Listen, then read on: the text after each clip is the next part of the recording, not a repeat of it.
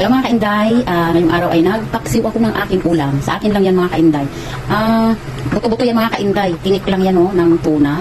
O, ayan yung ulo. Part ng ulo buto. Pag bumibili ng tuna ang aking madam, sinasabi ko ipabalot yung ganito. Sayang mga kainday, tingnan nyo.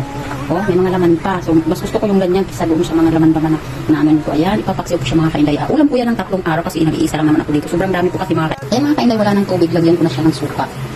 Pinatuyo ko muna siya, yung tubig niya, yung hinurok niya mga kainday. Ano ba yun sa Tagalog? Basta sa Bisaya, hinurok. Yan, luto na siya, tapos nilagyan ko na siya ng suka ngayon. Then mamaya, lalagyan ko siya ng olive oil. Ayan mga kainday, wala na siyang sabaw. So lalagyan ko na siya ng olive oil. Ayan mga kainday. Yummy. Hello mga kainday, kain na po tayo. May kanin ako. Ito na yung niluto kong tinik ng tuna mga kainday. Ayan, ang dami. 3 araw kong ulaman yan kasi ako lang naman dito. Tapos may partner na juice. Mango flavor binigay sa akin ng aking nanay. Ayan, kain na tayo. Tingnan nyo mga kainday.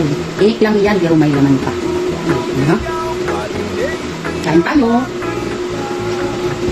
Kakamay lang ako. Yummy. Ang ulam yung mga kainday.